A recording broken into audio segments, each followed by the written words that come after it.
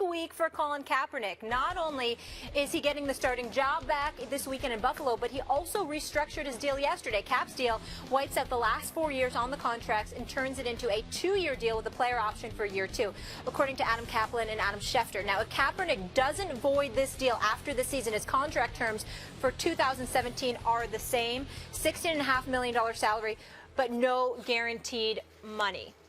Max, was this the Niners' plan all along? No. Now, that's different than asking, were they going to make him the starting quarterback without restructuring the contract? No, they also weren't going to do that. But that doesn't mean this was their plan all along. They were fortunate, in a sense, that before they were going to let Kaepernick on the field, he had to be in shape to play. And it's not like we're making this up. He had played poorly and then showed up and something was wrong with his arm. And you could even see from his frame he had lost a ton of muscle mass. I mean, a ton of muscle mass. He went from a jacked up dude in short shirt sleeves to like a skinny dude. Didn't look like the same guy, right? I mean, let's just say what it is. So that's what they were dealing with. And fortunately for the franchise, for the Niners, they had the luxury of waiting until Kaepernick's arm felt better, dead arm, shoulder, whatever it was, and until he started putting back on the muscle mass. In other words, until he was really ready to play quarterback again. They had the luxury of waiting and negotiating with him behind the scenes. They were not going to let him on without restructuring the deal. The NFLPA should look into this, in my opinion. But that's not the same thing as saying this is their plan all along. You know, they were holding him out. They weren't holding him out. There's a difference. You're so wrong about this, but why am I surprised? Here's the deal, Max Kellerman. So let me get this straight. Chip Kelly, who came from Philadelphia, Yes. who's known for being a control freak, wanting things his way, knowing what people are eating, knowing what time they're sleeping, knowing who they got visiting their house at 11 o'clock at night, that kind of stuff. That Chip Kelly, that same Chip Kelly is coaching Colin Kaepernick, who wants to be traded. Doesn't affect or impact Chip Kelly at all. It's no big deal. Sure, right? Sure. That's according to you. Trent Baalke, GM for the 49ers. This is a team, Jim Harbaugh's first year, they went 13-3, went to the NFC Championship game. Second year went 11-4-1, went to the Super Bowl, lost the Super Bowl. Third year went 12-4. Went for the conference championship game again, and where they lost that game. 3 years in a row in the conference championship. What does Trent Baalke do? Because things are not exactly his way.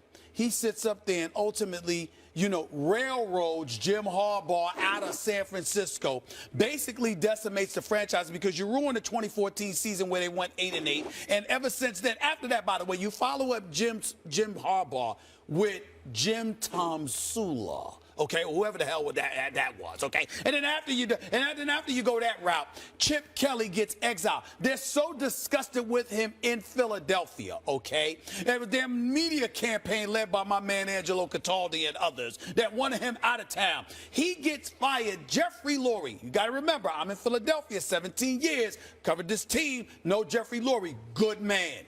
This dude fires you.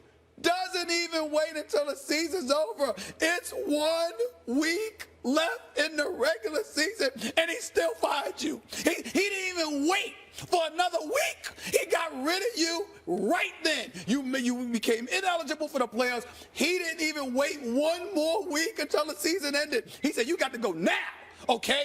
So all of this happened to Chip Kelly, and 3 weeks later, he gets hired by this organization at $6 million per. You look at the dysfunctionality that exists within the 49ers franchise, the kind of stuff that they engage in just to get the people that they want and get rid of the people that they don't. And you have a situation where Colin Kaepernick wants out. Then Colin Kaepernick, you know, with the whole national anthem and the aftermath of all of that, you know, that whole controversy. And had no impact whatsoever. And by the way, if he gets injured, they're on the hook for the money. So by restructuring his deal, you no longer have to worry about getting stuck with the money in the event that he gets injured because you eradicated that from the restructuring of his contract. And you think that that didn't play any role with them sitting him down whatsoever. That the fact that they could end up getting this contract more favorable to their liking, obviously, played no role whatsoever. They didn't have the foresight to look ahead and say, excuse me, if we do this, we could get Colin Kaepernick to restructure his deal, and ultimately we don't have to be on the hook for him. You don't think that they were holding out to some degree to get this to happen? I'm sorry. Weren't you the same guy who a week or two ago you were arguing that, in fact, his anthem stance was keeping him off the field? I said that wasn't the only thing. Don't act like I said that's the only thing. I did not say that. I said everything. Okay, let's try something else. Sure. I'll try a Socratic method, okay? A Socratic? Yes, Socratic. A question and answer. Dialectic here. I'm just learning. Let me read it. Socratic. I think I can spell it. I got it. Like Socrates. Okay. Go ahead. Make you a Stoic. Okay. All right. Now, okay. I got Socratic. Yes. Got it. I wrote it down. I'm going to look it up in a minute. Let me ask you this. Use it in a sentence. Yes. Was Kaepernick's performance in decline before he was removed as the starting quarterback for the Niners? Yes and no. What I mean is statistically, yes, but all the things that I pointed to about Jim Harbaugh's departure, the kind of system he was playing, and how dysfunctional. But it predates Chip Kelly, yes? Yes. We have no disagreement that getting rid of Harbaugh suggests not the greatest things about the franchise. Okay. Because Harbaugh, as soon as he got there, turned the whole thing around. Okay. And as soon as he left, it went straight downhill. You want to identify Harbaugh as the mover of good things there? Absolutely, yes. Does it say bad things about the front office? Also, yes. But we're talking about the franchise as it relates to Kaepernick. He had already lost his starting job before Chip Kelly, correct? Before Chip Kelly got there, Kaepernick was not the starter, right? Yes. Did he show up looking much physically smaller than he had been previously? He looked a little small. A little? But he had the I thought it was a little. I thought it was a little. A little? I thought it was a little. I thought it was a little. Okay, so we know that he'd already lost his job, and then he showed up looking, to me, he looked half the size. To you, he looked a little smaller, but there was a physical difference. Okay. Has he since put on some weight? You see some of the bulk back? Yeah, but here's the thing, Max. You're leaving out one very important component. All of that being said, his replacement was Blaine Gabbert. Which is why he got the job back. Wait a minute. This is why he should have never lost the damn job, because with a half-dead arm, he should be better than Blaine Gabbert, who's 9-31 as a career starter in the NFL. This dude does not win football games, and everyone knows it. So don't tell me that it was just football reasons as to why Colin Kaepernick didn't have the job. I'm saying it was all-encompassing. All of those things contributed to the combination of Balky with Chip Kelly keeping Colin Kaepernick out of that starting lineup. That's what I believe. That's what I believe. Frequently, if your team isn't ready, if you feel like your O-line can't protect the quarterback, if for a number of reasons you think the team just isn't ready yet, you will sub in a tackling dummy to protect the ultimate guy you actually want playing quarterback. For example, when the Giants drafted Eli Manning, traded up first overall pick, they used Kurt Warner at first as a tackling dummy. I mean, the great Kurt Warner. But still, the line couldn't block. We're not going to risk this guy who's going to be our future. Now, I'm not saying they look at Kaepernick necessarily as the future, but I think they still hold out hope that between Chip and Kaepernick, they can catch lightning in a bottle. Was he going to get on the field before restructuring his contract? I don't think so. But that doesn't mean they were holding him out. He just wasn't ready to play. Well, you know what? Listen, you can say that all you want to. I believe that the San Francisco 49ers, absolutely, that was incentive to hold him out. And I think it's clear because I think you're giving them the benefit of the doubt. And what I would ask you rhetorically, because we have to move on, is have they done anything to earn the benefit of the doubt from you, me, or anybody else? Don't you dare say they do, because they have not. Not Trent Baalke and not Chip Kelly. There is nothing that they have done to deserve the benefit of the doubt. Well, I guess if it's a rhetorical question, there's nothing they've done. I tried to put myself, say, in Tony's shoes. I'm sure Tony wants to play. I mean, he doesn't want to get injured. He wants to be productive. But you have to look at the dynamics right now, and they really are hitting on all cylinders. So this is hypothetically thinking. If you're Tony, you say, you know what? As much as I want to play, I don't want to press the issue. I want to play, but I'm going to let it play out right now. And it's probably better if Dak starts struggling and then they bring me in, rather than they put me in, and then all of a sudden we're not hitting on all cylinders, and everyone's like, they should have got rid of Tony. Blah, blah. I mean, if I'm making sense. So I'm not saying that you tell Garrett or Jerry Jones, look, I don't want to play. I think you want to play, but look, I don't want to mess up the dynamics of the team. If we get to a point where we're struggling, then it's time for me to come in. Now, that's a hard thing to do. I just think you're better if you wait till you're really needed. And I mean, no disrespect whatsoever to Tony. Lil Wayne, I'm watching you smile while you hear that voice. You know, Brett Favre, your former quarterback, see you with the Green Bay. Yeah. But before we get to the question, CP, did you want to mention something? I just want to make sure everybody knew. I know David Ortiz is a 3-time World Series champion. I kept saying 2-time. I kept saying 2-time. It's because I want to forget the fact that he got his first beating the Yankees en route to the first title. That's why I wanted That wasn't an issue. But go ahead. Go ahead, man. You okay with your former quarterback, Brett Favre, saying that about Mr. Romo? Yeah, I think it was very wise. And everybody's kind of, they like, what's wrong with? They're like, oh, that's not Brett, that's not Brett who you. They think Brett, he said this about Aaron, and that's the Brett that retired but came back, and that's the Brett that would never. It's not my job to help her. That's not that Brett.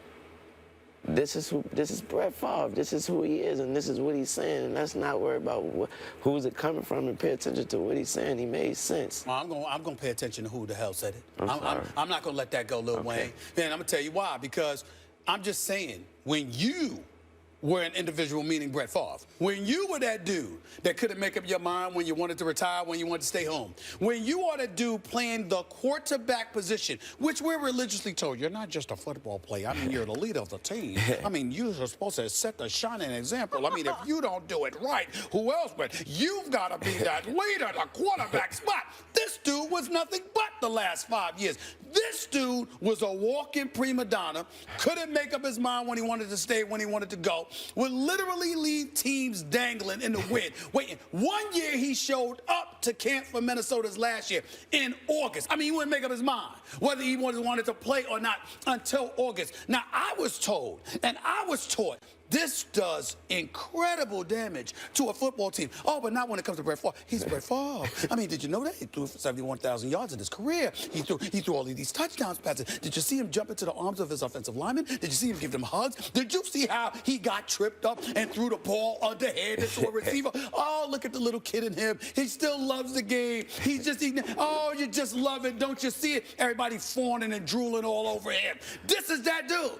So you got the nerve to open your mouth about Tony Romo? No, Little Wayne, no. I'm not accepting that. I'm not saying he was wrong. I'm saying I don't want to hear that from Brett Favre. Go do your regular Wrangler jeans commercial, okay? Show up when they ask you to. Sit there and take pictures. You understand? Show up to Hall of Fame celebrations and all this. I don't want to hear nothing else from Brett Favre.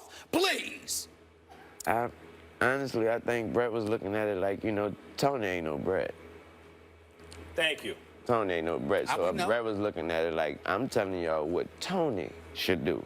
Try to explain this Y'all to ain't you. ask me what I would do and what I should do, because y'all already know what I would do and what I should do. I might not know what I would do till August, but I was talking about till whenever I'm ready. I'm ready. But Tony y'all asked me what Tony should do, and because he ain't me, he need to let that boy do what he doing. And what about this? Is Favre telling on himself? Is he saying, look, this is the way, in a way, this is the way I would play it? Of course I want to play, so what I would do is I don't want to start right now because if we lose, then I'm out. So, hey, Tony, if you want to be slick about it, let the kid keep playing. They're going to hit a rough patch. When they do, boom, you get in there. Is he telling on himself?